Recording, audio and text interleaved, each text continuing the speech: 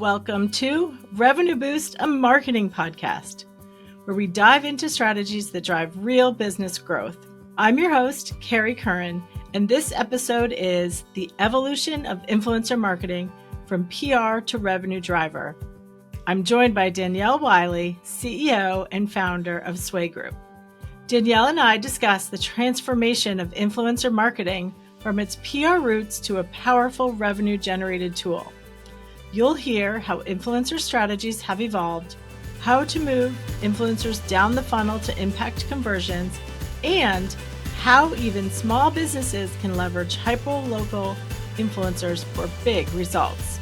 So if you're an executive looking to boost revenue, you don't want to miss Danielle's expert insights on maximizing influencer impact and ROI.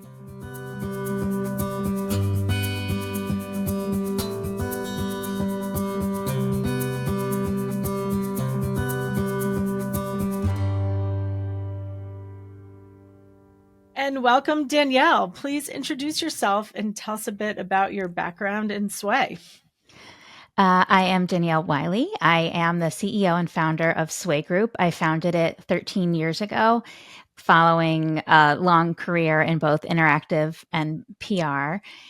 Started doing influencer work over 20 years ago and was at Edelman and seeing it grow and also seeing just how messy and complicated it was and really just kind of Sway Group was kind of born from my own frustration of wanting to pick up the phone and just say to someone like, here's what I want, here's my budget, make it happen, thank you, goodbye.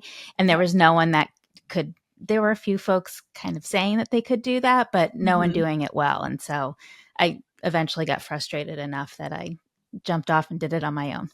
Well, the perfect way to get started, right? You have a problem that needs to be solved. So, no, great. And so you've seen the industry evolve and it continues to evolve. So talk a bit kind of how you've seen that evolution over time, starting more as a PR strategy. Yeah, so it did start. I mean, not only did my career with influencer start in PR, but really influencer as a whole started in PR. Initially, influencers, and then they were really just called mom bloggers, but they were treated like journalists, and we would send them samples of products and they would be psyched to receive product and they would write about it. And it was all very, very easy. And then everyone kind of came to the realization that, you know what, for the most part, influencers aren't journalists. They're kind of more like spokespeople. Yeah. And if you actually pay them as spokespeople, you can share your key messages with them and let them know what your goals are. And they can actually do some really great sponsored content for you. And it's a much different type of relationship, but that's when things kind of really gelled and really clicked. And so that's how it all started. And of course, since then, so much has changed. I mean, technology has changed tremendously. The number of platforms has grown exponentially. And then I think there's also been this influencer marketing kind of really started off very much top of funnel, all about reach and awareness. And I would argue that that is still where it is at its strongest. But because D2C is so huge now, because we do have the ability to measure conversion in a way that we never did, there's definitely this desire to move influencer further down the funnel. And while it's possible, it's not possible in every program. It's not possible with every influencer, and it's tricky. Right. No, I definitely agree with you. And I always think about my own, my focus group of one, of how much I rely on influencers, whether it's more from a content perspective or the affiliate-based influencers that really inform my knowledge and my shopping behavior. Sometimes a little bit too much. But yeah, and I think, when we did some original research last year, and we found that influencers and social platforms were the top source of inspiration for customers or just shoppers looking for what to buy, whether they're in market or passively just becoming in market. But so we've definitely seen that. And so talk a bit about kind of how you approach the influencer strategies for your clients and kind of, what you look at for making sure you're making the right fit. Yeah, we ask a lot of questions. Every Mhm. program that we do starts off with a strategic brief that is incredibly comprehensive. And we really use this as a blueprint for the whole program. So it's very Yeah. important. And through 13 years of trial and error and just seeing everything that can happen, we kind of err on the side of too much information. Yeah. So, what don't you want people to say? What do you want your creators to say? Listing out key messages, showing examples of content that have the same vibe that you're going Right. for, Yeah. looking at recruitment. Who do you want to pull in for this campaign? Even kind of higher up than that is, what's your key KPI? So is this just about awareness and reach? Are you actually trying Mhm. to drive conversions? Do we need to get people to click over to your site and eventually buy something or download something? The size of influencer we use, the platforms we choose to use, all of that all ladders up to that KPI. Yeah, and I think that's so important. I love how you do have such a comprehensive strategic approach, because we're hearing a lot about agencies today, just saying, "Okay, we do influencer now." Right. We partner with a tech platform, so now we have this offering, or we're a PR firm and we realize, oh, we need to add this. So, you know, it, it's important, I think, as you're pointing out, that there's so many layers and specifics to it that you can't just go in one day and turn on an influencer program. And you talked about, you build the relationships with the influencers over time as well.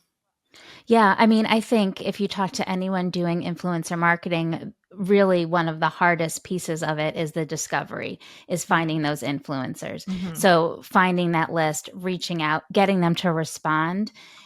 When we're really lucky, we have a network of 50,000 creators. So for the vast majority of our programs, we are able to just send a recruitment out to our network, and folks apply, and we can just pick the ones who are the best fit.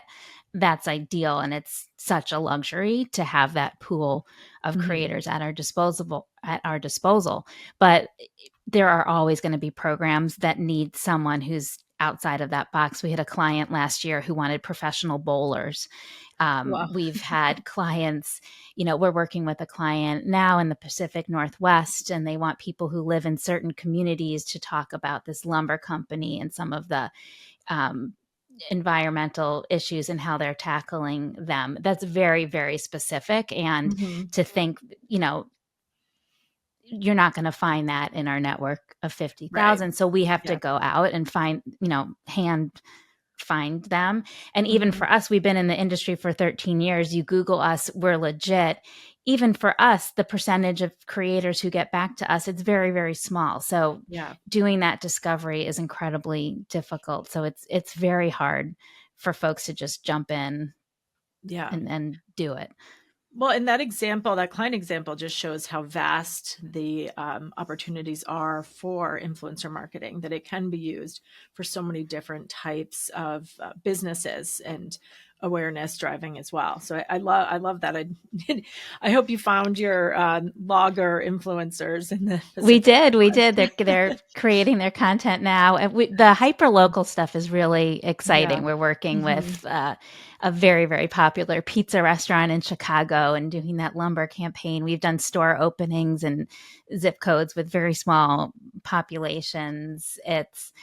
I don't know, but maybe it's not the sexiest side of influencer marketing, but I Hmm. feel like because of the size and scope of our network, and because we have so many processes in place, we're uniquely positioned to be able to tackle those types of programs. And Yep. just kind of I like the fact that smaller, more local companies can now dip their toes into influencer marketing. I think it Yeah. has felt like something that just those big companies can do, Hmm. but in reality, it's incredibly effective content, and there's no It is. reason that companies of all sizes can't be taking advantage of it. Right. Well, and it's I love that too, because to your point, like it's not just a media or a strategy for the big budgets. Like there are ways to do it, and especially in the local level.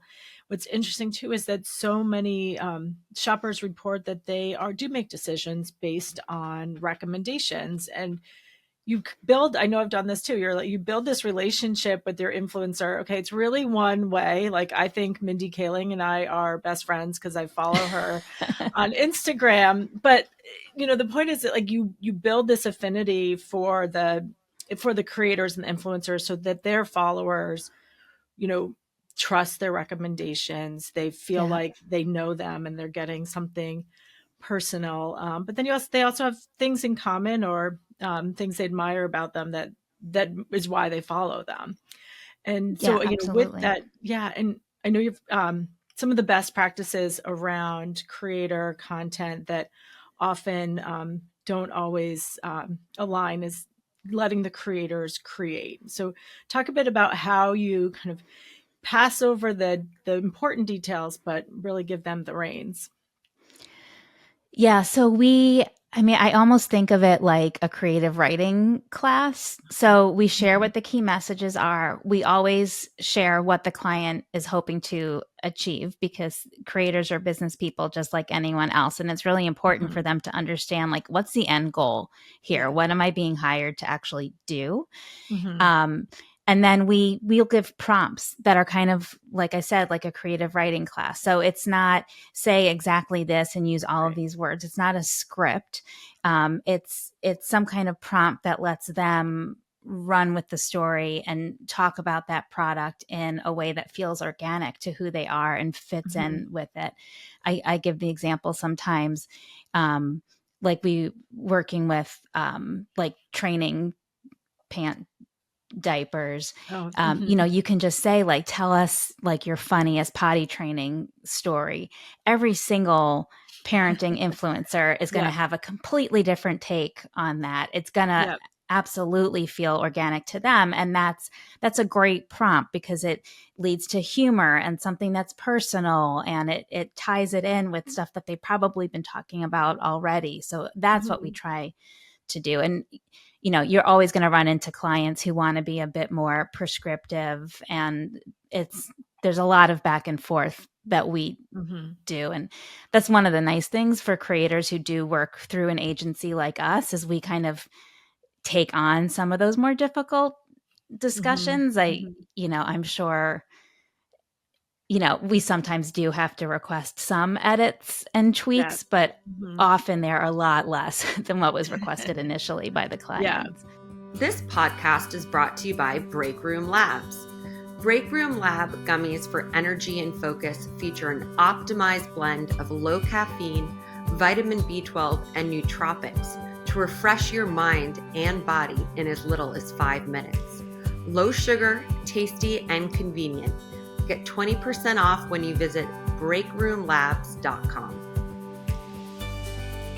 And so you've talked a bit about kind of measurement or goals of different creator campaigns. What are some of the measurements that you put into place to help kind of just consider the success of a campaign?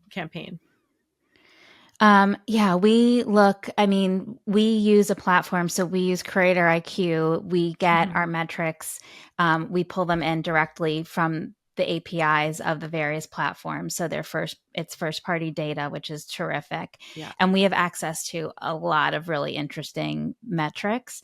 Of course, there's all the like typical ones that we've all Mhm. heard of. So impressions and engagements and clicks.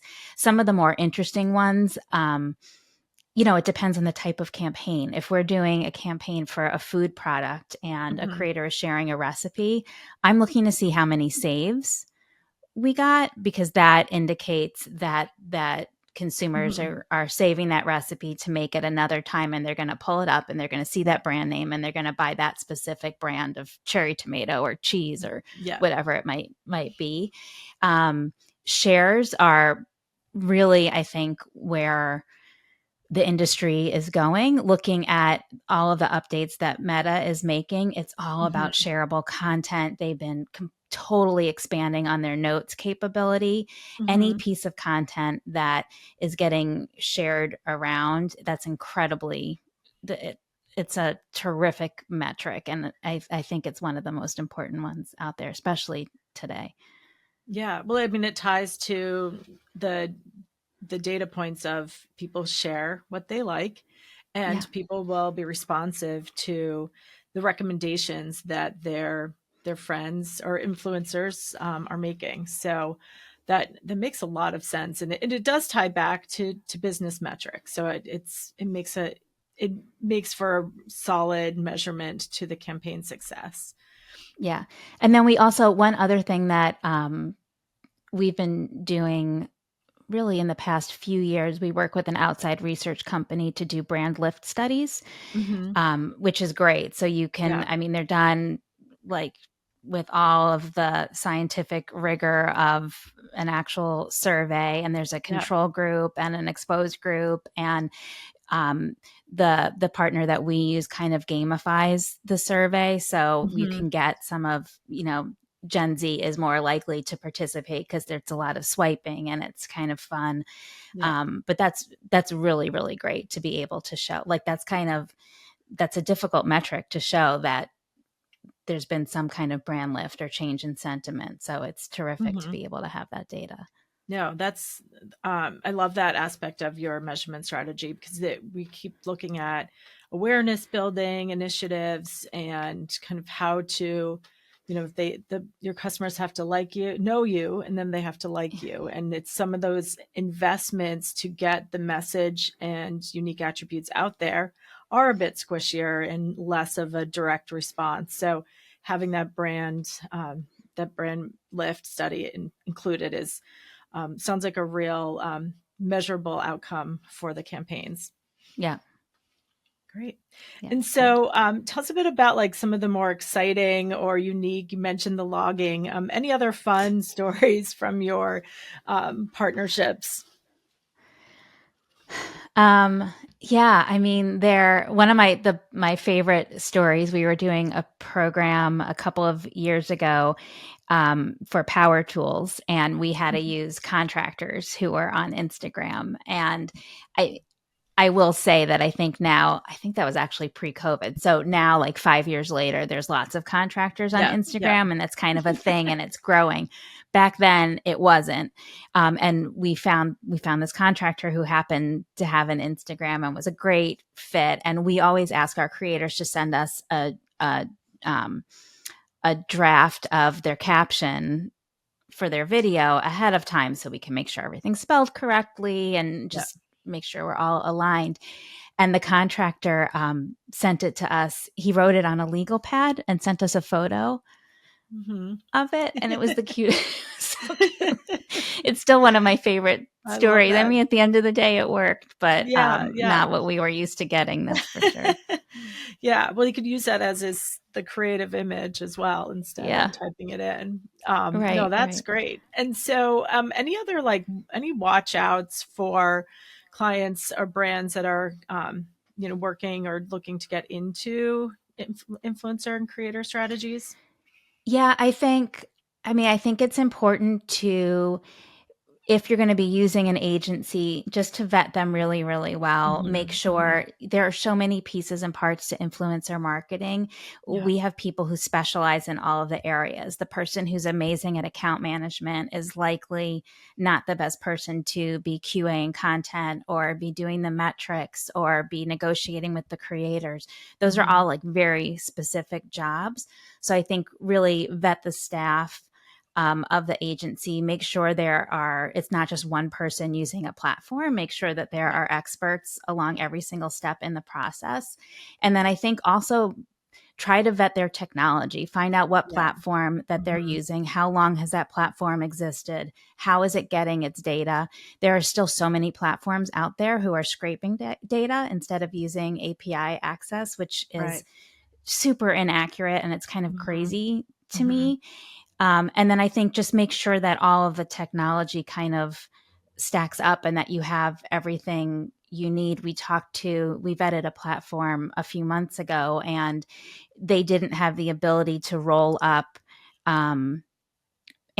paid amplification, like the boosting. So Mm-hmm. with the platform that we use, we're able to, our creators authorize us to run paid on their behalf. And so we can Mm-hmm. see all of the content for a particular campaign from all of the different creators all in one spot and be able to run that paid in a way that maximizes, like, this one's working great for clicks and this piece of content is working great for reach. And we can kind of pull all those levers. If you don't have that paid amplification integration, you're going into each creator's account one at a time. They have to authorize you separately. And it's kind of messy. It's not ideal. It's such a weird peculiarity, but I think it's a really good example of how this the technology that your agency is using might not be doing everything that it can be doing, which is going to end up costing the brand more money at the end of the day. Yeah, no, that's it. That's really great advice and lots of good. Overall, Danielle, it's clear why you and Soy Group have been so successful, because you are an OG in the space and have so much knowledge. So I really appreciate your time today. Thank you for joining us. And you want to give a shout out for your own podcast as well? Yeah, we have a podcast. It's on a little bit of a summer break, but hopefully we'll be back by the time this comes out. It's called The Art of Sway, and you can find it on any of your favorite podcast platforms. Excellent. Well, thank you, Danielle, and I look forward to connecting with you again soon. Yes, thank you. Thank you. I hope you enjoyed this episode of Revenue Boost, a marketing podcast. For more help with your business growth strategies, visit revenuebasedmarketing.com. Stay with us for the next one, The Power of Authenticity, Unlocking Business Growth Through Trust and Transparency. And be sure to subscribe to Revenue Boost, a marketing podcast, for more strategies to skyrocket your company growth.